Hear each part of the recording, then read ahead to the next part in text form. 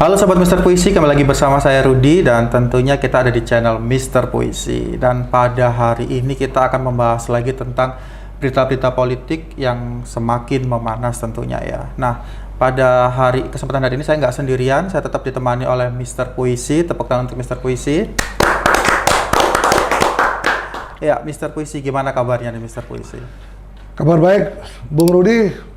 Katanya kemarin sakit, gimana? Udah sehat? Alhamdulillah Mister Puisi. Mungkin karena cuaca lagi berubah-ubah, Bali lagi panas sekali ya Mister Puisi ya. Jadi kemarin sempat drop, tapi alhamdulillah sudah kembali sehat Mister Puisi. Ya, Bung Rudi ini asal dari Surabaya, ingin berjuang di Pulau Bali. Betul. Nah, saat ini Bung Rudi sudah banyak mempelajari mengenai perpolitikan di negeri kita. Nah, untuk itu kiranya kita juga sama-sama belajar bagaimana menganalisa perpolitikan Indonesia, memperhatikan hal-hal yang mungkin kita bisa sumbangkan untuk negeri ini, sehingga terjadilah nuansa yang sangat kekeluargaan dalam berpolitik dan dalam memajukan bangsa ini ke depan. Waduh, luar biasa. Kali ini saya lihat judulnya adalah TGB berpeluang jadi cawapres. Iya, betul Mister Puisi. Nah, itulah yang akan dibahas hari ini. Ya. Memang dalam hal ini Partai Perindo yang dikomandani oleh Pak Haritanu Sudibyo ini sangat jeli. Dia ingin bagaimana caranya membesarkan partai politik yang persaingannya sangat ketat. Semakin banyak partai politik yang ada di negeri ini, semakin sulit setiap partai politik itu untuk bisa menuju ke parlemen. Mencari persentase 4% itu tidaklah mudah. Betul sekali. Ya, kita lihat sendiri, kenapa P3 juga menggait Pak Sandi Uno. Karena diperkirakan kalau tidak ada tokoh-tokoh, terutama tokoh-tokoh yang mempunyai nama baik, tokoh-tokoh yang kredibel, dan tokoh yang mempunyai logistik cukup masuk ke P3, kemungkinan P3 bisa turun tidak mencapai ambang batas untuk bisa duduk di parlemen. Juga kita lihat partai-partai lain. PAN itu sendiri, kalau mereka tidak pinter-pinter menganalisa dan membuat sebuah gimmick-gimmick sehingga citra daripada partai tidak terpuruk ke bawah. Misalnya menjaga di dalam partai itu sendiri yang menjabat sebagai menteri misalnya tidak terjadi korupsi. Ya, betul. Seperti apa yang diduga dilakukan oleh Sekjen Nasdem itu, menyebabkan Partai Nasdem akan terpuruk jauh. Nah, kemungkinan juga kalau beberapa menteri yang terkena dugaan korupsi, mungkin Partai Nasdem sendiri akan turun, mungkin bisa sampai 4%. Nah, itulah yang harus dijaga setiap partai politik. Kredibilitas daripada partai politik ditentukan oleh kinerja menteri-menteri yang bergabung dalam kabinet Pak Jokowi ini. Iya, Mr. Puisi, kalau kita bahas tentang TGB sendiri atau Tuan Guru Bajang ini merupakan orang yang berpengaruh di NTB yang sekarang diusung oleh Perindo menjadi salah satu tombak terdepan dari Partai Perindo sendiri ya Mr. Puisi ya. Nah, apakah Perindo akan menjadi bersinar nih Mr. Puisi dengan bergabung dengan PDIP untuk mendukung Pak Ganjar tersebut? Ya, memang politik itu dinamis. Kemudian seperti yang kita bicarakan hari ini, Perindo telah bergabung dengan PDI Perjuangan untuk memenangkan Pak Ganjar sebagai Presiden 2024 yang akan datang. Kenapa Perindo itu bergabung dengan PDI? Karena apa? Perindo ingin sendiri masuk parlemen nantinya. Ya, mereka mungkin berambisi lebih dari 4% ke atas. Sehingga Perindo akan duduk di parlemen. Ini ya perjuangan daripada Pak Haritanu itu untuk mendekati Perjuangan untuk ikut menikmati kotel efek daripada kemenangan yang nantinya akan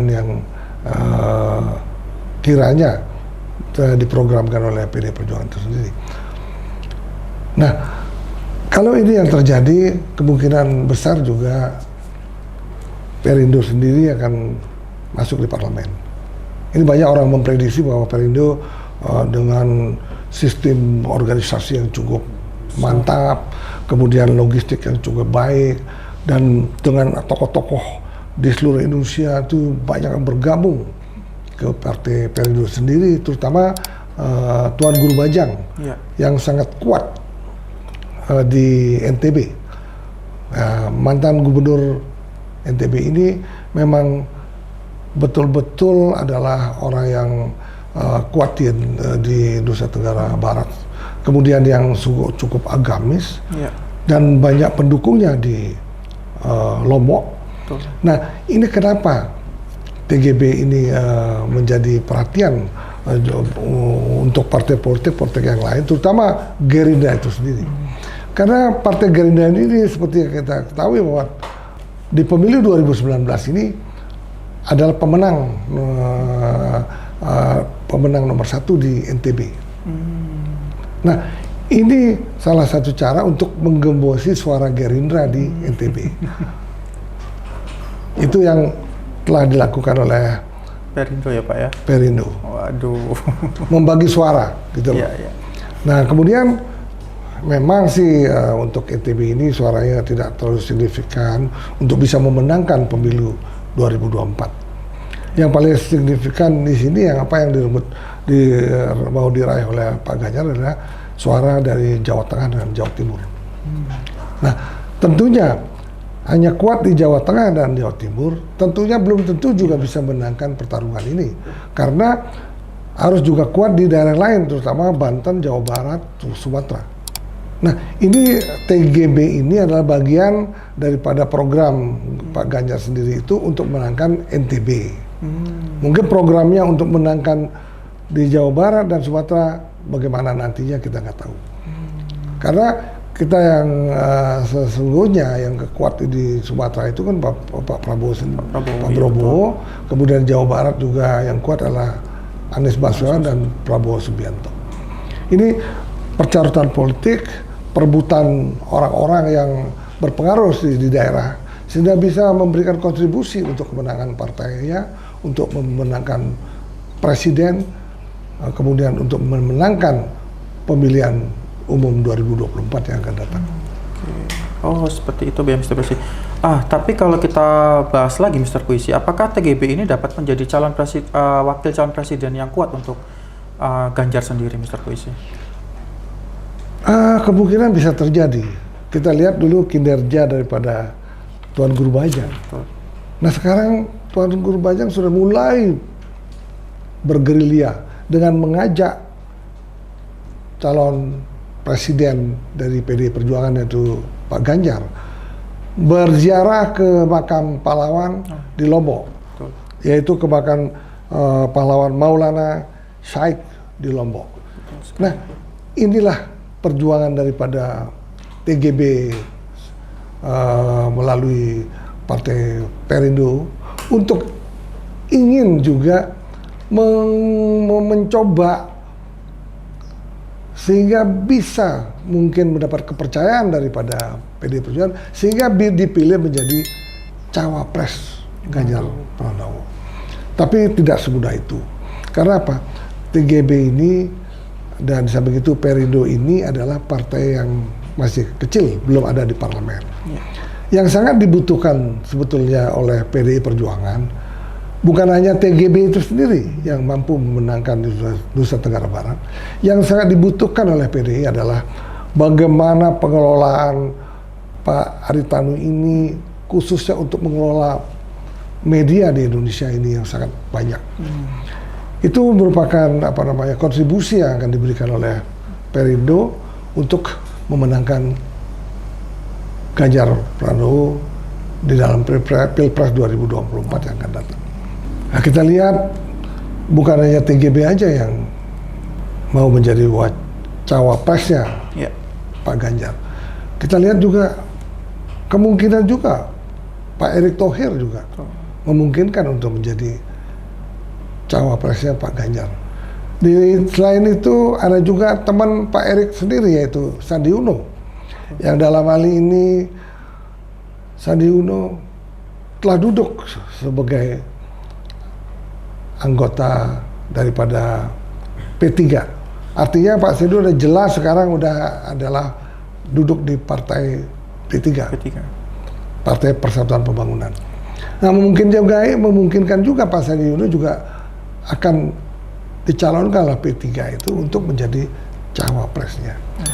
Nah, seperti yang kita lihat bahwa sampai hari ini, kata Ibu Puan, belum ada satu proposal pun yang masuk ke PD Perjuangan untuk mencalonkan cawapresnya Pak Ganjar. Nah, berarti PD Perjuangan masih berhati-hati sekali untuk mencalonkan atau mencari cawapresnya sehingga bisa menangkan Pilpres 2024 yang akan datang. Halo. Waduh, jadi masih tanda tanya lagi ya Mr. Visi, apakah siapa yang akan jadi calon wakil presiden untuk Bapak Ganjar sendiri ya? Karena kalau memang kita lihat-lihat TGB sendiri ini juga memiliki kualifikasi yang bagus ya Mr. Visi, seperti pernah menjadi mantan gubernur NTB 2 periode ya Mr. Visi ya, dari tahun 2008 hingga tahun 2018 tentunya. Kemudian dia juga merupakan ulama juga untuk di NTB, seperti itu ya Mr. Puisi ya. Tapi apakah dengan segala kepopuleran yang dimiliki TGB sendiri ini kira-kira juga bisa membantu Partai Perindo dan Bapak Ganjar sendiri ya untuk menguatkan Bapak Ganjar menjadi calon presiden di tahun 2024 nanti Mr. Puisi? Ya, dengan sendirinya kejelian dari Perindo sendiri mengangkat tokoh-tokoh nasional, tokoh-tokoh yang agamis untuk masuk ke jajaran kepengurusan Perindo. Nah, ini diprediksi nanti dengan logistik yang begitu kuat. Diprediksi nanti Perindo itu akan bisa menembus di atas 4%. Waduh. Nah, kalau ini yang terjadi maka Perindo akan menjadi partai yang cukup lumayan kuat. Ya, bisa mungkin seperti Partai Demokrat ataupun Partai Nasdem.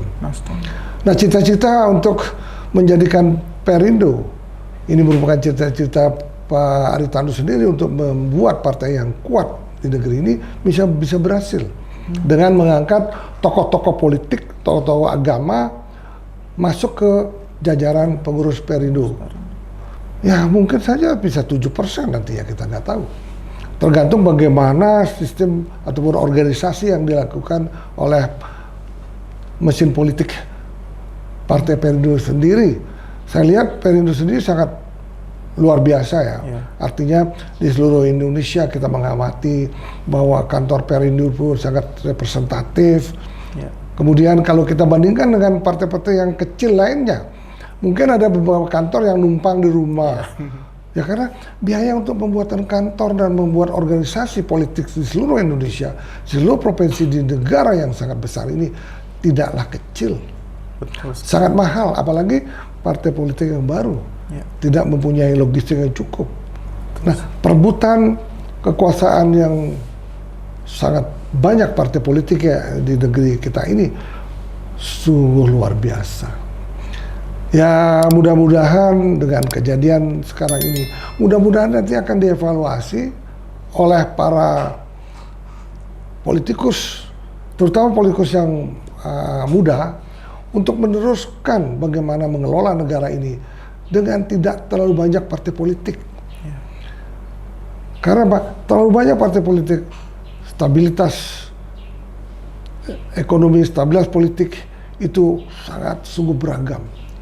Mungkin banyak akan ada partai-partai politik yang dulu terlarang membuat partai politik baru, sehingga ini bisa membahayakan keutuhan bangsa Indonesia yang kita cintai. Betul sekali, Mr. Visi. Ya, keren sekali di pembahasan tentang TGB. Kita udah dijelaskan tentang Tuan Guru Bajang sendiri.